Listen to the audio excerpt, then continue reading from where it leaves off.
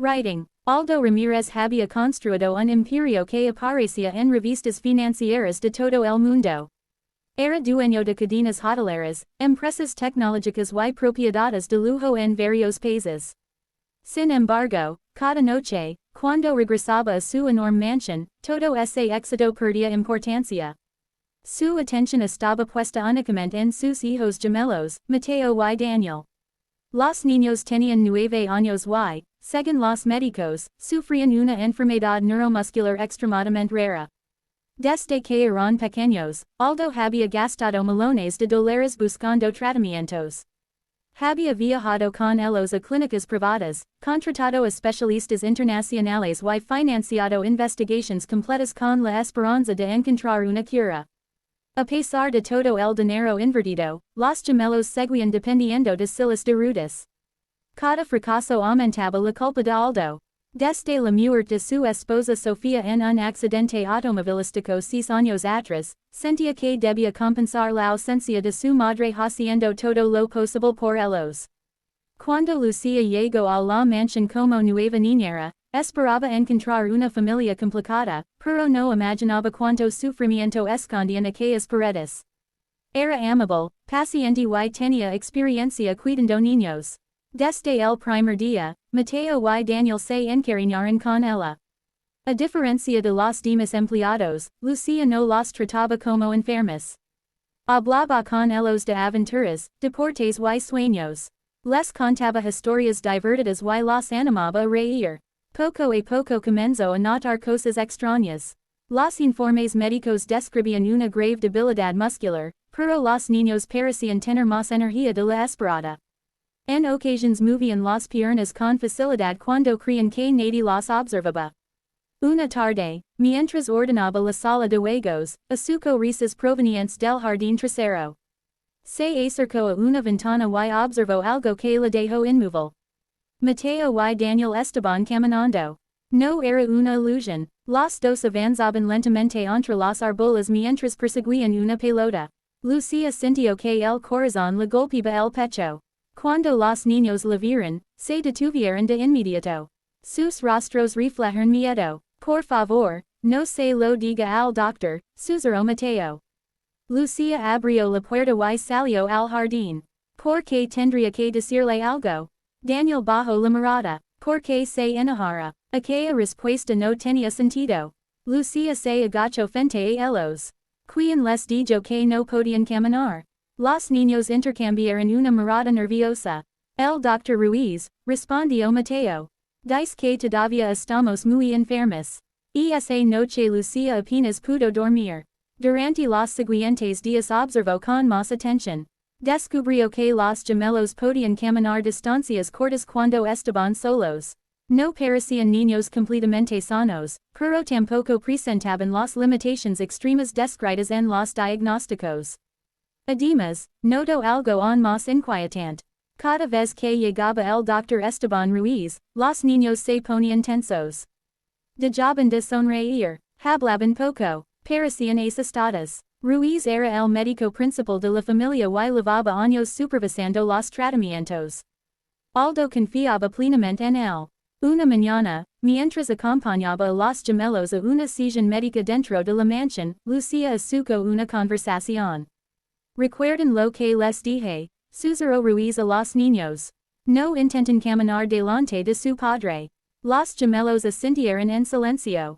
Lucía sintió un escalofrío. Aquella noche decidió investigar. Comenzó revisando discretamente algunos informes médicos archivados en la biblioteca privada. Aunque no era doctora, encontró datos contradictorios. Algunos resultados parecían normales mientras las conclusiones describían una condición grave. Las inconsistencias se repetían una y otra vez. Movida por la preocupación, tomó fotografías de varios documentos y los envió a una amiga que trabajaba como analista médica. 2 días después recibió una llamada. Lucía, hay algo muy raro aquí. ¿Qué encontraste? Los resultados no coinciden con los diagnósticos. Parece que alguien modificó las conclusiones. Lucía quedó en silencio. ¿Estás segura? Completamente. A partir de ese momento supo que debía seguir investigando. Durante semanas reunió pruebas. Observo horarios, registro conversaciones y comparo informes antiguos con otros recientes. Poco a poco empezó a descubrir un patrón aterrador. Cada vez que los niños mostraban mejoría, aparecían nuevos diagnósticos. Cada avance era ocultado. Cada progreso generaba tratamientos adicionales. Y cada tratamiento significaba enormes pagos. Una tarde asuco accidentalmente una conversación detrás de una puerta entreabierta.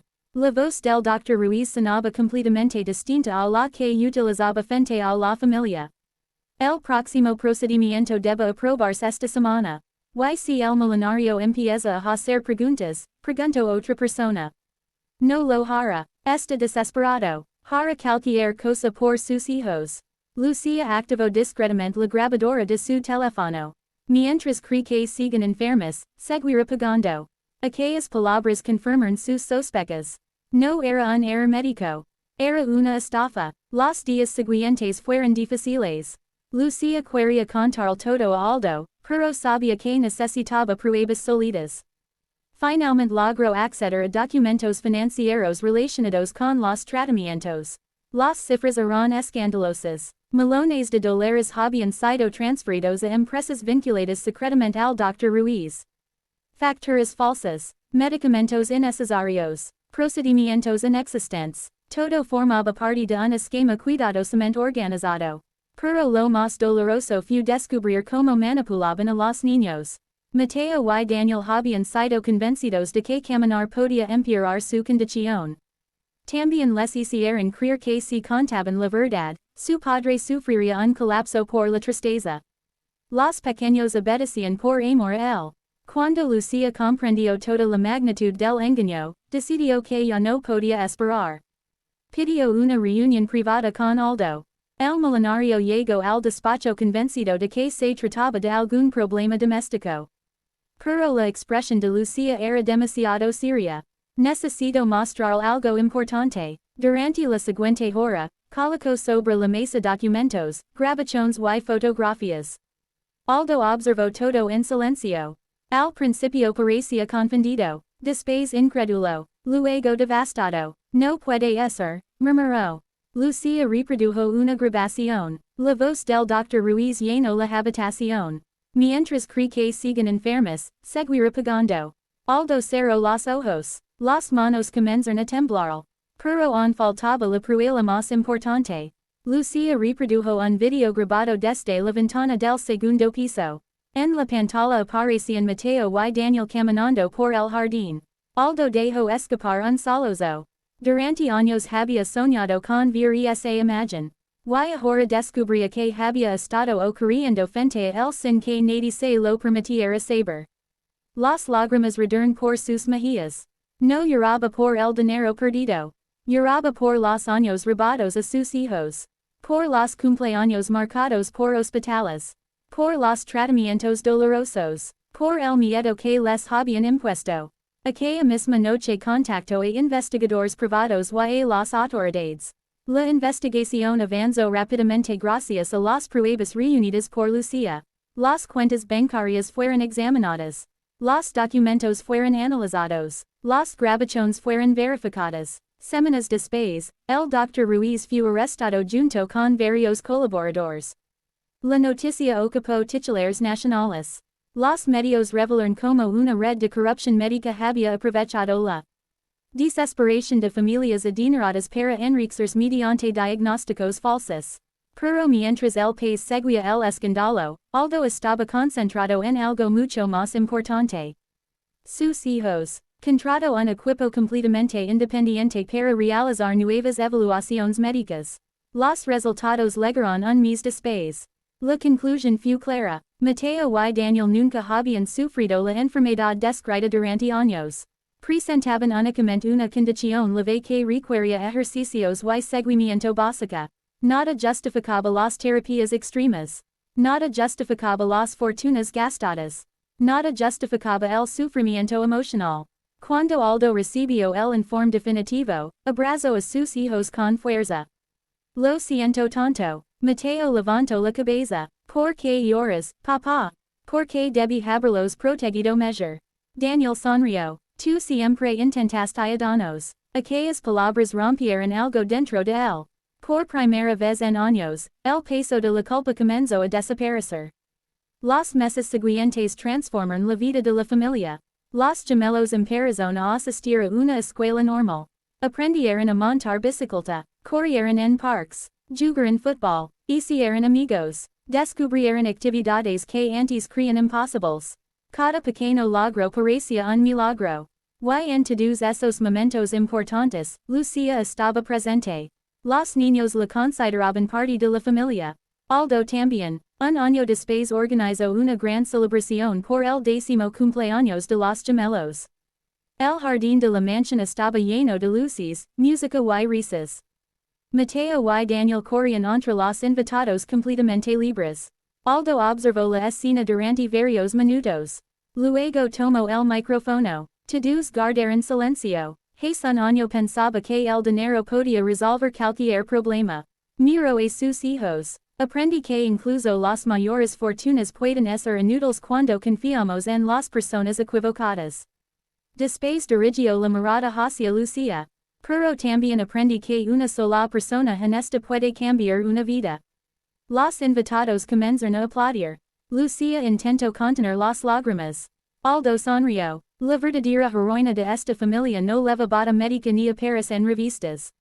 Es alguien que tuvo el valor de buscar la verdad cuando todos los demás aceptaban la mentira.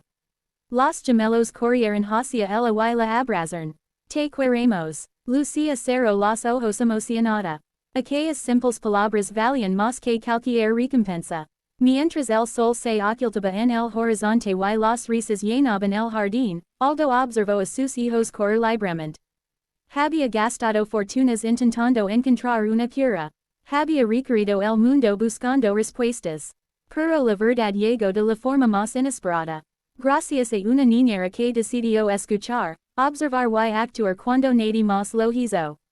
Y comprendió que algunas veces el milagro que buscamos durante años no está escondido en tratamientos costosos ni en expertos famosos. A veces está delante de nosotros, esperando que alguien tenga el valor de descubrir la verdad.